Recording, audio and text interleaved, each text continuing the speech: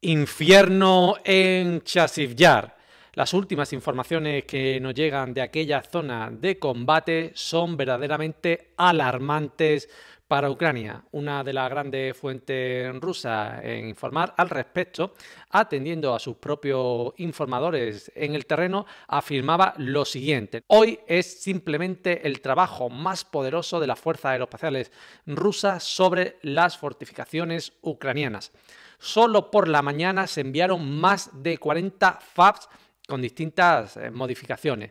Los aviones de ataque Su-25 también están trabajando activamente, dando vueltas constantemente sobre las posiciones enemigas de Ucrania. Esta mañana recordamos el pico de fuego que se produjo en dirección a Avdiivka antes del propio inicio del asalto principal. Ya sabemos que antes de producirse ese asalto principal sobre Avdiivka, llovía hierro fundido cada hora, cada instante. Es obvio, sigue la fuente, que en las próximas 12 horas comenzará el asalto a la ciudad y sus alrededores. Otra fuente prorrusa también vienen a confirmar lo que acabamos de decir. Desde la mañana, las fuerzas aeroespaciales de Rusia trabajan activamente a lo largo de casi toda la línea de combate, no solamente Chasiv-Yar. Es especialmente ruidoso, poderoso el ataque en el sur de Donetsk a lo largo de la línea de Ochedetino, Zeliani y Nogorodovka, es decir, camino hacia Pokrovsk, y también en Chasiv-Yar se está produciendo un ataque importante de la aviación. Por la noche, las fuerzas de asalto de la Federación de Rusia avanzaron activamente en la zona de Chasiv-Yar y en su cobertura norte en la zona de Kalinovo. Tan pronto como me ponga en contacto con los chicos, les escribiré. Tenemos que estar pendientes también a lo que se termine por confirmar en el día de hoy. También tengo noticias a ese respecto. En la propia ciudad de Chasiv-Yar, la situación sigue empeorando para las Fuerzas Armadas de Ucrania, decía Condottiero. Los refugios forzados en sótanos y refugios antiaéreos subterráneos están llenos de heridos, algo que también ocurrió en Avdiivka en esos momentos culmen de la batalla.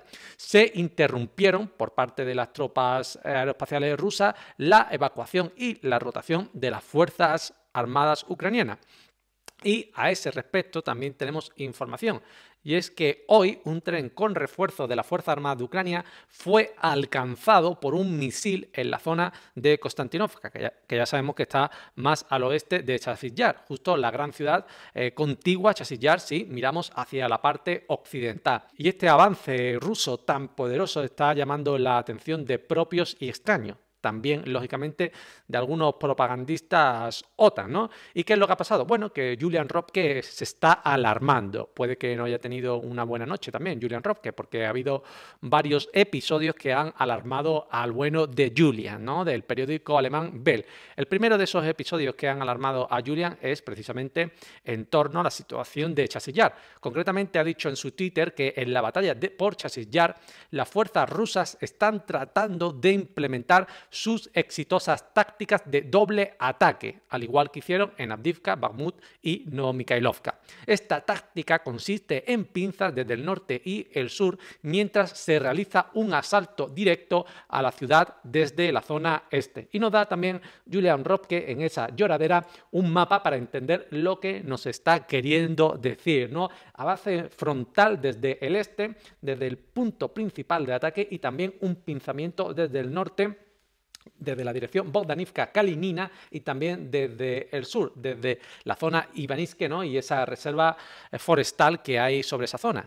Alturas que, por cierto, ya también está conquistando los rusos. Ya nos detendremos más detenidamente en esta tarde-noche, ¿no? En el directo, pero esa es la situación reflejada por el bueno de Julian, ¿no? Reconociendo la potencia de la federación en ese avance.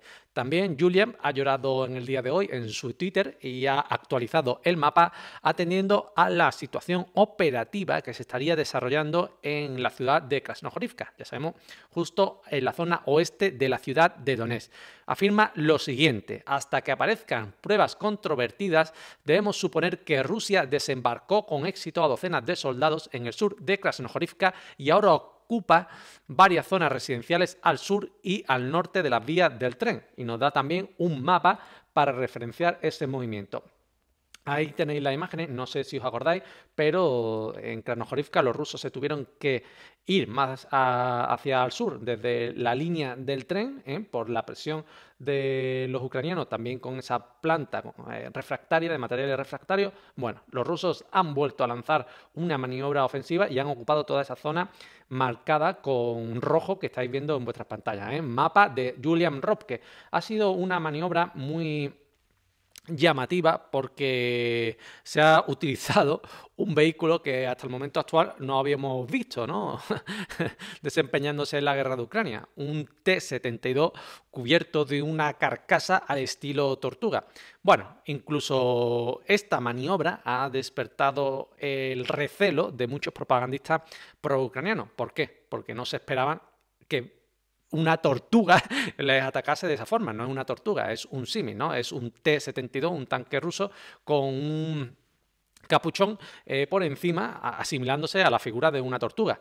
Por ejemplo, Yuri Butusov, ahora veremos la imagen, pero por ejemplo, Yuri Butusov, uno de los grandes propagandistas pro-ucranianos, ha venido a decir lo siguiente, ¿no? Después de realizar un informe operativo, después de una primera maniobra, en la segunda oleada a la cabeza de la columna, los invasores rusos desplegaron su carta del triunfo, un tanque con forma de tortuga dentro de un tanque. El T-72 con una enorme barbacoa sin precedentes que cubría casi todo su cuerpo contra los ataques de los drones FPV.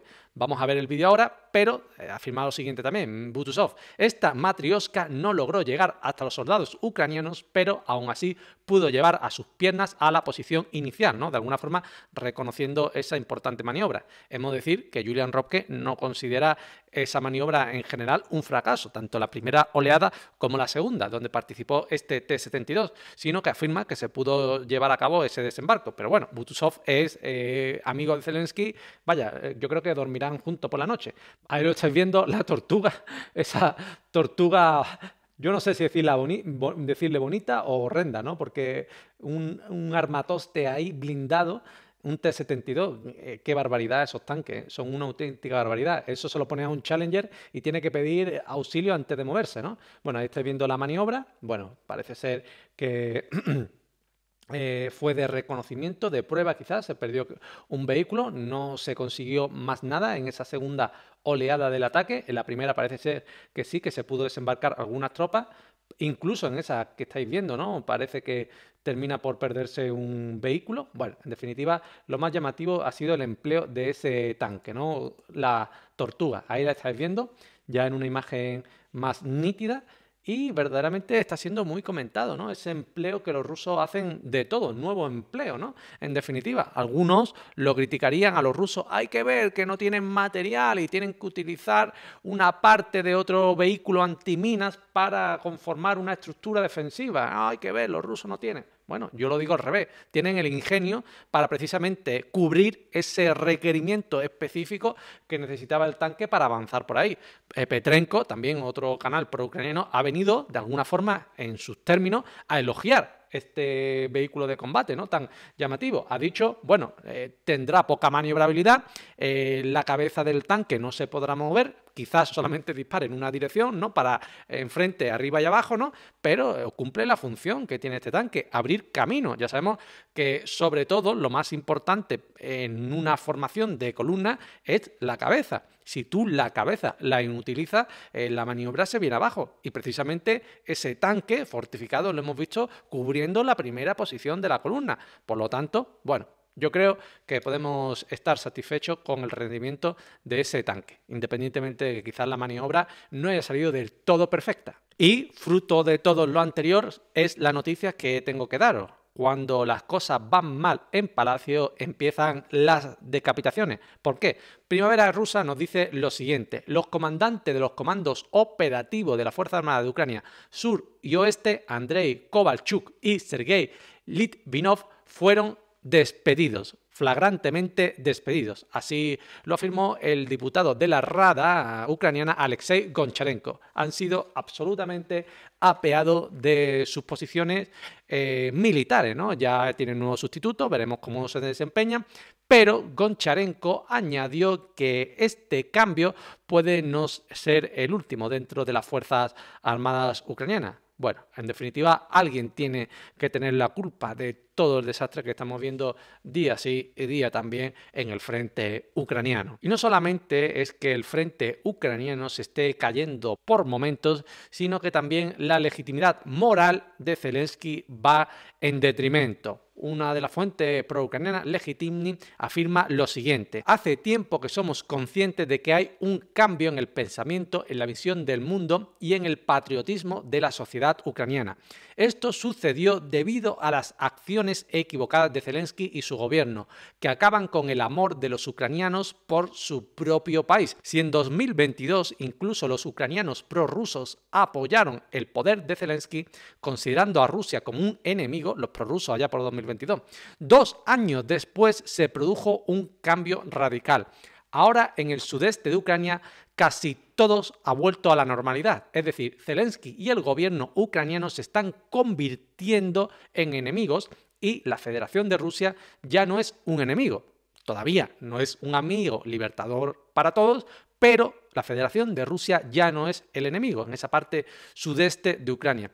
Pero, como vemos, la tendencia va precisamente en esta dirección, a convertirse en ese amigo libertador, ¿no? Cuando nuestra fuente, afirma Legitimni, nos habló de esto por primera vez, éramos escépticos al respecto, pero su predicción ahora se está cumpliendo por completo. Bueno, tantos errores del gobierno de Zelensky, tanto torpedear las negociaciones, pasa factura, en definitiva. La verdad no puede ser ocultada durante mucho tiempo a todo el mundo. Continúa Legitimni y dice que los propios militares de la Fuerza Armada de Ucrania están informando de que se están produciendo más filtraciones de sus propias posiciones al bando ruso. Lógicamente, esto se produce porque cada vez hay más partisanos dentro de la población ucraniana. Y esto no se produce solamente en las primeras líneas del frente, sino también en ciudades de la retaguardia, como Odessa, Dnipropetrovsk, Nikolaev, etc.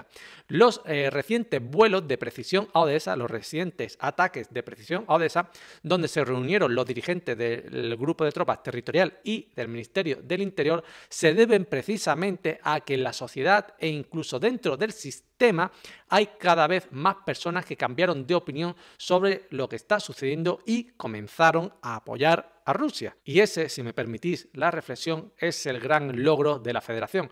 No solamente estar ganando en el campo de batalla, sino haber abierto los ojos a muchas personas, no solamente ucranianos, sino de todas las partes del mundo. Dice Legitimni, para terminar, que no es el pueblo culpable de esto, de estar tendiendo cada vez más hacia la Federación, sino que es culpa del gobierno de Zelensky, que ha desperdiciado todo el crédito de la confianza y desacreditado la idea misma. Pero esto no es que lo diga un canal pro-ucraniano alternativo sin más, sino que cada vez la gente de Ucrania se fía menos de sus propios dirigentes. Dicho por datos estadísticos. Concretamente, se afirma que solo el 36% de los ucranianos confía en el Teletón, en ese medio, en ese programa que emite las 24 horas, que ya sabemos que está al servicio del gobierno de Zelensky. Concretamente, Anton Grushevsky, el director del Instituto Internacional de Sociología de Kiev, afirma que cada vez el Teletón tiene menos espectadores y cada vez menos personas confían en él. Dijo lo siguiente: después del inicio de la invasión, casi el 80% de los ucranianos confiaban en el Teletón. El 80%, ¿eh? Estamos hablando de mayo de 2022. Según la última encuesta realizada en la primera quincena de febrero de 2024, solamente el 36% confiaba en el Teletón. Por primera vez en 2 años, más personas no confiaban en el Teletón de las que sí confiaban. Concretamente, desconfían del Teletón el 47%. Es decir, vemos una transición de la confianza predominante hacia la desconfianza. Según esto se debe a la tendencia general de creciente desconfianza en diversas instituciones gubernamentales. Ojo, que esto ya no se trata de teoría, de más ataques en la retaguardia, sino de estadística, de opinión. Así que cada uno saque sus conclusiones, como siempre decimos en este canal. Y por mi parte, nos vemos esta tarde-noche en el directo diario